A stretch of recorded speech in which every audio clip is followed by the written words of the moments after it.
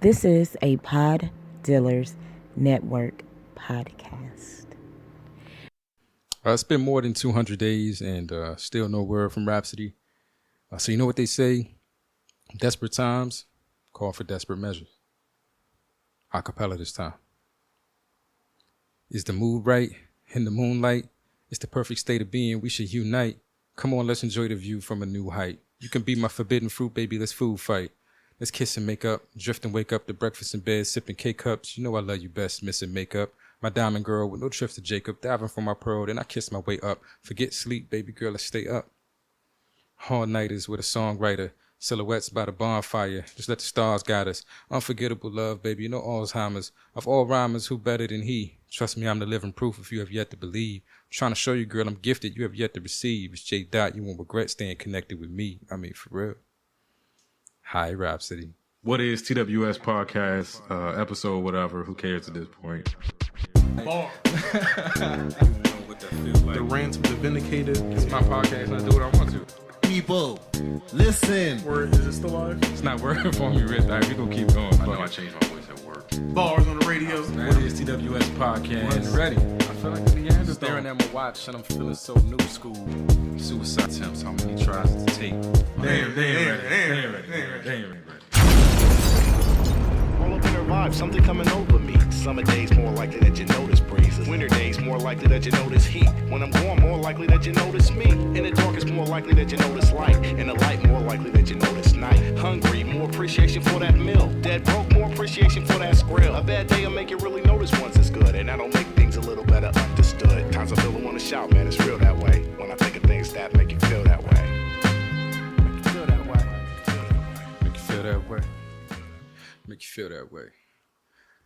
Yes, welcome to another episode of the What is TWS podcast. As always, I'm your boy J. Flan, representing the White Pants Society. And I must thank you first and foremost for spending a little time with me. Let me get off my chest whatever's been going on this week. You know what we do. It's very random here, but if you're here listening and spending time with me, I really appreciate it. You could be anywhere else in the world, but you're here with me, and that means a lot. So, played that clip in memory of Gift of Gab from Blackalicious. He passed away this week. That song in particular, and I know like true hip hop heads will probably laugh at me for this because I came, I was a little late to the party on the Blackalicious thing, but I remember distinctly when I heard that song, which is what made me seek out that group and figure out who these guys were. That song was playing during a scene in Brown Sugar, and yeah, man, like it just hyped that scene. Like that's such a dope movie for me, and that is a very memorable moment within that movie. And that was the first time I ever heard Blackalicious, first time I ever heard Gift of Gab, and dope artist. From what I understand, he was also in the recovery community, made an entire album about it, and definitely will be missed. And I just felt the need to start the episode off by at least acknowledging the fact that we lost him this week. So, yeah, rest in peace, Gift of Gab. You are appreciated. Man, other than that, let's see. I did realize that I'm super old and more hip hop news. What is it? Reasonable Doubt turned 25 this week. There's some controversy about like Dame Dash trying to sell the album. I don't know all of that stuff. I just know I'm old as fuck. If Reasonable Doubt is 25 years old, I could say, that's like, that's definitely one of the albums that made me want to like do music. Like Jay-Z was just the coolest person in the world to me. And it was something about the way he put together words and the references that he used and his wordplay that was just different. And I wanted to do that. So yeah, man, a couple of, crazy, very significant, poignant moments in hip hop for me that were referenced this week. I don't know. I do want to like shift gears in the episode a little bit because I don't know, somehow it's starting off on a downward spiral that I wasn't trying to go down. I don't know. It's been an interesting week. This is my week without my daughter. I did get to see her for a little bit on Tuesday. We spent some time together. She stayed with me while I worked, so it wasn't as much as the of the interaction that we normally have, but we did spend some time together. So I don't have my Chef Elise update, but I figured, she's the most interesting thing in my life, and y'all seem to like it when I talk about her. So I could tell stories about my daughter regardless of whether I saw her this week, because there's plenty to talk about. So yeah, man, let me just talk about, I guess, like fears as a parent. Like, I know for most of us growing up, stranger danger was a thing, and not talking to strangers and being very careful about, like, just engaging random adults in random places. And I don't know, my daughter doesn't have that at all. And I don't know if I'm supposed to teach it to her or not. Like, Texas and Austin is so much different than DC. Like, when I first moved here, it has taken me almost 8 years to just get used to the fact that people talk to each other here and they don't do it maliciously or, trying to distract you from something, or they're not trying to run game. Like, people they just talk. Like, they just want to get to know you. And I still have, like, some of my paranoia bag going when people start talking to me. I'm not sure about their intentions. But Elise, as my mother likes to remind me, is a natural born Texan. And so she don't have none of that. And she makes friends, like, super quick. She'll talk to anybody. And especially when she's in a good mood. So, a few weeks ago, we had a few weeks ago, but however long ago it was, we had the Juneteenth party. And out at the pool, I got her the floaties. And she was actually able to, like, explore the full length of the pool. So she was in a super good mood. Like, she was everywhere in that pool doing everything. In fact, like, she took it upon herself, which bothered me as a black person. She took it upon herself to, like, clean the pool. It's like anywhere she saw a leaf or something, like, she gathered it up and then she'd make her way to the edge of the pool and put it on the side of the pool. And she was, like, cleaning the pool for free. It's, I don't know, I'm racially sensitive that way. It's just like she just settled into this service position, and doing it for free. It raised a couple of red flags. But anyway, that's not the point of the story. She was definitely in a good mood. And so, she was in her friendly bag. Like, she just wanted to talk to people. And that's scary for me because, they're predators out here. And you're supposed to, try to protect your kids from that. And at the same time, you don't want to kill that, like, I don't know, that her natural charisma and her ability to, like, get people to like. Everybody loves my daughter. She's just, like, the coolest kid. So anyway, she's in the middle of exploring the pool and having a great time, daddy-daughter time. We're the only people down there, so we really just having a good time. And then all of a sudden, like, this young, white girl came out there. And when I say young, I mean, like, late 20s, not nothing illegal, but like late 20s. And she came out, like, I mean, just to keep it 100, she came out, double cheeked up, everything out, very weird. My daughter's there. I'm not trying to be that kind of dude, and I'm not that kind of dude, but it was noticeable. Like, I definitely took notice of it. And then, like, next thing I know, she and Elise had become, like, best friends. Like, they talking about everything. Like, my daughter's talking her ear off, and she's, like, eating it up and, and re-engaging her. And they talking about sharks, and they talking about SpongeBob and all kinds of other dumb shit, and it scared the fuck out of me. Like, it really did scare me on a couple levels. Like, one, I've said this before, I don't like being alone around white women. And I definitely don't like being alone around scantily clad white women. Like, that bothers me. That's not a position I want to be in, I wasn't necessarily alone. My daughter was there, but she's a little too young to, like, testify if they try to pin something on me or something like that. I don't think she qualifies as a character witness. I don't think it would work out. And I think about these kind of things, and so I was scared for that reason. And then two, I've seen Get Out, and I don't remember them having, like, an age restriction or anything on who they take. I don't know. Some of these people could be looking for a do-over or something, looking to have a second chance of life in something exotic. I don't know. But these are real concerns for a black dad when like white people are overly friendly to my little girl, and she's just and out of nowhere, it was, I don't know, it was super weird. On that topic, fun fact, I break teacups on sight. I just need you to know that, like, just immediately. I see a teacup, I'm smashing it immediately. No questions asked. You know, I love tea. Y'all know this if you listen to the show, but I drink my tea out of a mug. I would suggest you do the same if you're around me. You know, you pulling out a teacup or using your spoon and doing too much clanking, that might get hot tea splashed in your face. I'm just saying, you know, these are concerns that I have. I'm making you aware. I'm dead serious too. I'm like a bull in a china shop. You know, that's me. Don't take me antiquing or nothing like that without bail money, because I'm gonna do some damage. I'm scarred by that shit. Like it's going to happen. Recipe for disaster. But anyway, we survived the little run-in with the white girl. You know, her name was Tori, by the way. She's a Sagittarius. I believe her birthday was the 12th. This is how much I got to know about her. My daughter and I are both Sagittarius, so that was a topic we got to share. And I never know if like women are flirting with me or not.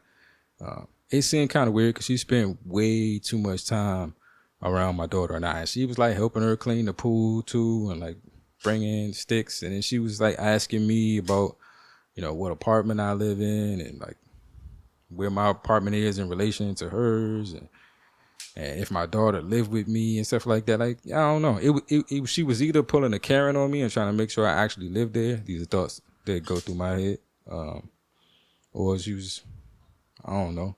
She was, I mean, the cheeks was out. She did some sunbathing on her stomach. Like I'm saying, I was looking, but I wasn't looking. Like my daughter was there, but I don't know. I never know how to, I don't catch hints. I'm not good with that. I used to tell my ex-wife that, like, subtle hints don't work. Obvious hints don't work. Beat me over the head, hints don't work. If you want me to know something, you're going to have to say it. And these days, in the age of consent, you might have to write it down and sign it before I make a move. You know, like it's not happening to me, too. Bad joke. But I worked on that one for a while, so I couldn't just let it go. Anyway. Yeah, you know, serious concerns as a parent, and my daughter being friendly and growing up around like people and cultures that I don't necessarily fully understand. So it's hard for me to interpret, you know, some of the things that happen or people's response. Like I don't know. I'm a very quiet to myself person. My daughter is not that way, and that fits better in down here. Like people are not quiet and to themselves. They want to get to know you. And I don't know, I still don't understand why. I still don't understand why you want to get to know me so bad. It scares me, and it definitely scares me from a little girl. Speaking of things that scare me, if you follow me on social media at all and you were paying attention early one morning this week, because I never mentioned it again, it's like one brief tweet, you'll know that I recently just surrendered my patio to a spider. Like it's there. Patio, I wasn't using it no more. I gave up. I know it wasn't the most masculine thing I've ever done, but I don't do bugs. And if there's one bug above them all that I don't fuck with, it's spiders. I just don't. And it's been weird because, you know, recently Elise has been preaching for whatever reason. I don't even know where this came from. I don't remember sharing with her my arachnophobia or anything, but she just preaches to me all the time, like spider tolerance or whatever. For months now, she's been doing this shit. Like she been telling me how they eat the other bugs and they're friendly and a bunch of other horse shit. Like just like she been really on some PETA for spiders, or I don't know what it is. I don't know where this came from. Like who put the bug in her ear about spiders, but it's been a thing for like a minute. So I mean, I've been playing into it. I've been trying to, you know, be cool about the spider thing. Like, as long as they not fucking with me, I'm not fucking with them. And, you know, luckily this is a, you know, new apartment, you know, the first tenant to have been here. So it's not a lot of bug issues. I don't have any spiders in the house. So it hasn't been anything I've had to deal with, like, on a direct level. I've been able to just play it off like, yeah, they cool. And if I saw one, I'd, get the cup and help it back outside or all that other, just parents lie to their kids. These are facts.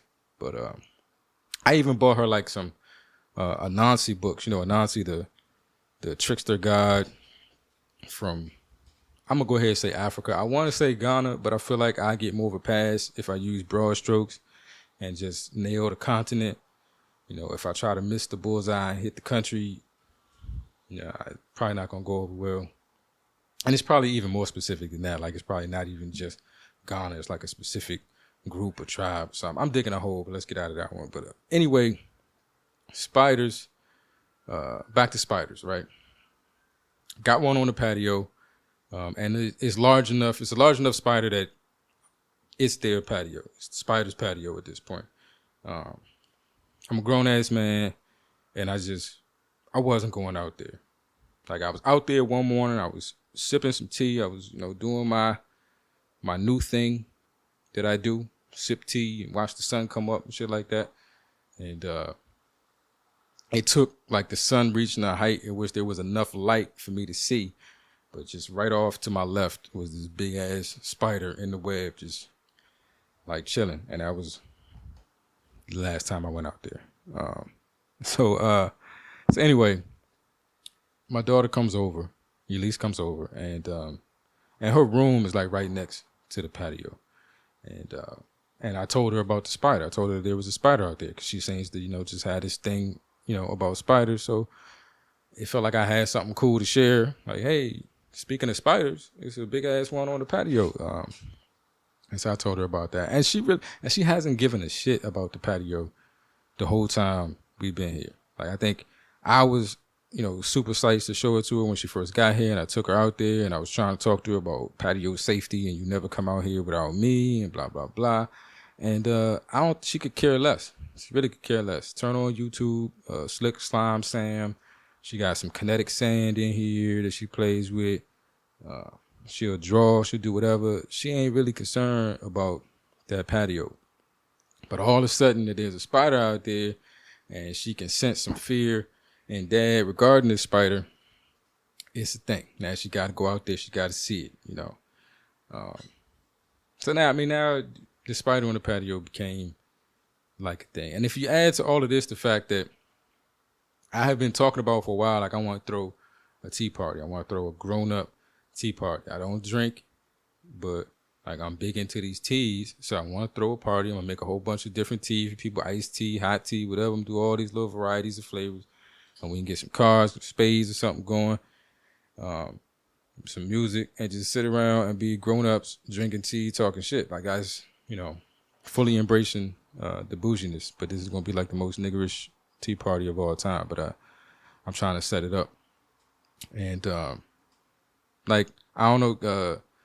I know that hanging out on the rooftop patio was going to be a thing for that. So now, like, my daughter is super interested in the patio all of a sudden. And then I want to throw this party, and I know everybody's going to want to go out there. Side note real quick. Ladies, I don't know if your friends do this to you, but as a dude, you can't be proud of nothing around your friends because they will make you hate it eventually. I think like wife and kids are off limits. You can be proud of those things. You still might get some like lucky he's a family guy, like type of shit thrown at you. But they ain't gonna talk about them too much. But I made the mistake of mentioning this rooftop patio situation when I was apartment hunting.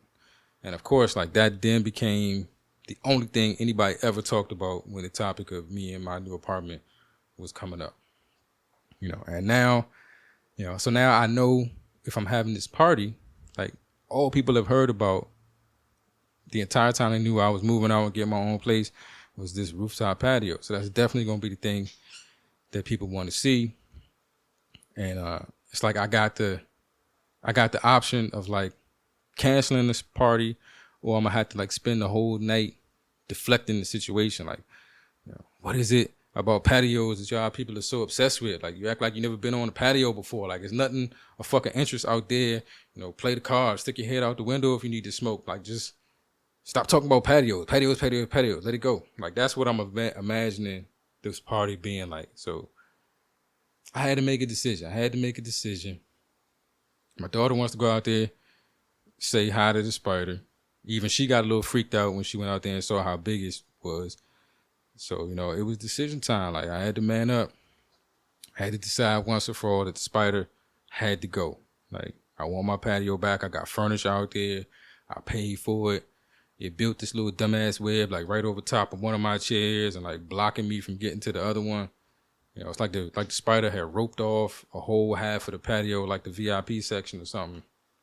It had to stop. We had to get past it. So, it became a war on spiders in here. I Googled some shit about like how to get rid of them because I really didn't want to physically engage the spider. Like whatever I did was going to have to be some sort of long range tactic to get rid of this thing. I was trying to do this from as far away from the spider as I possibly could be. In my mind, like at any distance, it could just leap out the web into my face. I don't know what was going to happen after that, but because that's where the nightmare ended. I usually woke up at that point, but it had to be long range. So I looked up some stuff about like smells and things that they don't like, and a couple of the things I had, they mentioned like vinegar and peppermint happened to be on the list of like smells and stuff that they don't like that I don't know, repel spiders. So I get a spray bottle. I load it up with vinegar and peppermint. Like we mixing them both. Like I got them both. We doing them both. Not one or the other. Like the spider got to go. So I go out there. I gear up for it. Decide like, we're gonna go handle this right now. Load the spray bottle up. I step out on the patio. Spider wasn't out there. The web was up though. So I'm like, all right, we're gonna do psychological warfare. We're gonna do this, 90s South Central drive-by style. Like I'm just gonna shoot the house up. Like so, I wet that web. I wet that web up. Floor to ceiling, everything. Like just spray everywhere. Like I in my mind, I can imagine him like coming back home after wherever he was, wherever he was, and just seeing the damage. I'm like, I gotta get the fuck out of here. This neighborhood's gone to shit. But so I'm just spraying so that the patio smells like minty pickles or something. Like it's the weirdest smell ever. Vinegar and peppermint, and I'm on the roof, so I can only imagine like what my neighbors were thinking. The smell had to be like wafting everywhere. I'm using this spray bottle, and there's a little bit of wind out there, so it's catching the spray and just blowing it. So it's just minty pickles everywhere. Whatever. I don't know. What could you attribute that to? If you just all of a sudden caught a whiff of like peppermint and vinegar, what would you like? What would be your first thought? What was going on? Would you think you was having a stroke or something? Like what? I don't know. Anyway, but so I sprayed it up, and I come back later, and I still don't see the spider, but I couldn't tell if it was gone. Like I couldn't risk it not being gone. Like the web was still there, and in my mind, like unless I knew, I don't know. The only way I was going to know the spider was gone would be to destroy the web, and then if it didn't get built back the next day, then I could assume he was gone. Other than that, like I felt like I would go out there chilling, thinking everything was cool, and then he would like rain down from the ceiling or something. Maybe him and his spider buddies would, do some paratrooper type attack, and who knows what kind of sounds would have came out of me at that point. So it wasn't something I could risk. So I got a broom, and I knocked the whole web down. All right. So next morning, I'm feeling good. In my mind, he got to be gone. I did the whole minty pickles thing, sprayed everything down. So I'm going back out on my patio, gonna drink my tea and celebrate my victory. So I open the door, I head out there, and dude is like dead center of the web, like. What's good, So at this point, it became like I don't know, like he had to go.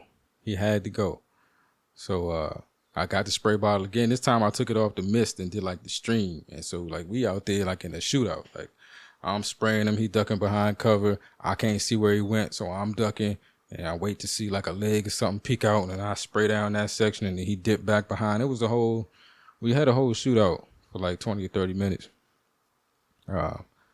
before I ran out of ammo. And then so I went back inside at that point.